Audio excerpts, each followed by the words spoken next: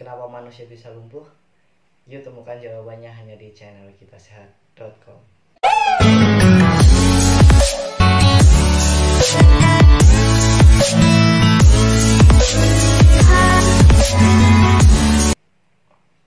Halo masyarakat sehat, jumpa lagi dengan saya di channel kitasehat.com. Kitasehat.com kali ini akan membahas mengenai kelumpuhan. Nah, bagaimana sih kelumpuhan itu bisa terjadi pada seseorang? Nah, sebelum mengetahui bagaimana caranya itu bisa terjadi, mungkin kita akan membahas terlebih dahulu mengenai apa sih itu kelumpuhan.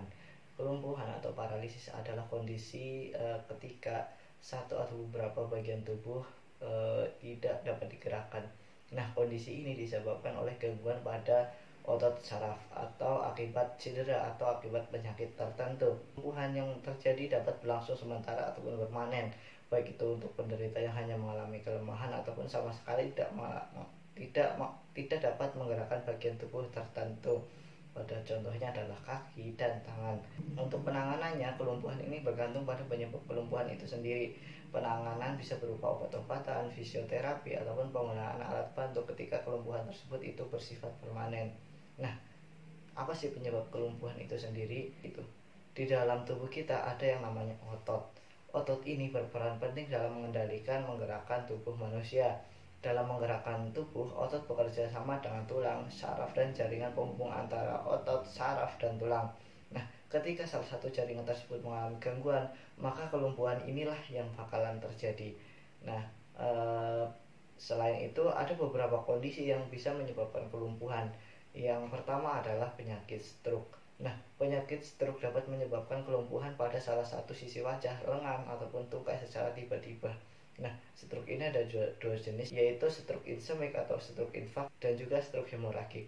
Nah, stroke pada bagian tertentu, misalnya pada batang otak, bahkan atau menyebabkan kelumpuhan total. Yang kedua adalah Bell palsy.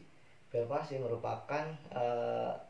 menyebabkan kelumpuhan di salah satu wajah sisi secara tiba-tiba tanpa disertai kelumpuhan di bagian tubuh yang lain. Yang ketiga itu cedera otak.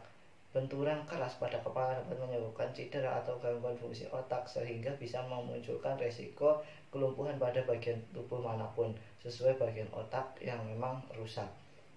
Yang keempat adalah cedera saraf tulang belakang. Hati-hati, kelumpuhan akibat cedera saraf tulang belakang ini dapat terjadi di tungkai saja, lengan dan atau tungkai, dan kadang juga di otot dada. Nah, kelumpuhan ini terjadi secara perlahan ataupun mendadak bergantung tingkat keparahan cedera itu sendiri. Yang kelima adalah polio. Nah, penyakit polio ini menimbulkan kelumpuhan di bagian lengan, tungkai, hingga kelumpuhan pada otot pernapasan. Nah, kelumpuhan terjadi secara perlahan setidaknya beberapa tahun setelah terinfeksi polio. Oleh karenanya, untuk menghindari kelumpuhan seringkali ada yang dinamakan dengan vaksin polio. Nah, vaksin polio ini digunakan untuk mencegah dari kelumpuhan seseorang yang memang saat ini polio itu sudah sangat jarang terjadi. Yang ketujuh adalah cerebral palsy. Cerebral palsy merupakan kondisi cacat lahir yang menyebabkan kelumpuhan di salah satu sisi tubuh termasuk lengan dan tungkai. Nah, kelainan ini disebabkan gangguan perkembangan otak yang terjadi saat bayi itu masih dalam kandungan. Yang kedelapan adalah multiple sclerosis. Multiple sclerosis dapat menyebabkan kelumpuhan di bagian wajah, lengan, ataupun tungkai dengan gejala yang hilang timbul. Yang kesembilan adalah myasthenia gravis. Myasthenia gravis serupa dengan multiple sclerosis. Myasthenia gravis ini juga bisa menyebabkan kelumpuhan pada wajah, lengan, atau tungkai dengan gejala yang hilang timbul juga. Yang ke-10 adalah amyotrophic lateral sclerosis atau ALS. ALS ini menyebabkan gangguan saraf otak pada tulang belakang sehingga penderitanya beresiko mengalami kelumpuhan di wajah, lengan, tungkai, kaki, dan secara bertahap. Nah, ALS ini kadang juga menyebabkan kelumpuhan pada otot pernapasan. Nah, selain penyebab tersebut, kelumpuhan juga bisa terjadi akibat saraf kerusakan yang menyeluruh karena racun botulisme. Nah, racun ini dihasilkan dari bakteri Clostridium tetani yang biasanya mengkontaminasi makanan pada makanan kaleng yang tidak diproses dengan baik. Nah, bagaimana sih gejala kelumpuhan itu sendiri?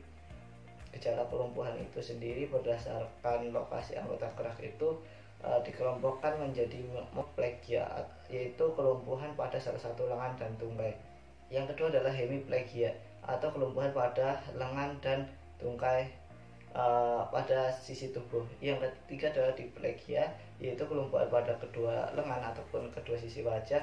Yang keempat adalah paraplegia, yaitu kelumpuhan pada kedua tungkai. Yang kelima yaitu adalah quadriplegia. Quadriplegia itu kelumpuhan lengan atau kedua tungkai. Kelumpuhan ini juga kadang bisa mengenai area organ tubuh lain yang di bawah leher, misalnya usus, saluran kemih, dan juga maupun otot pernapasan. Nah, kelumpuhan itu terjadi secara perlahan-lahan akibat suatu penyakit yang ditandai oleh beberapa gejala yang sebelum muncul mengalami kelumpuhan total.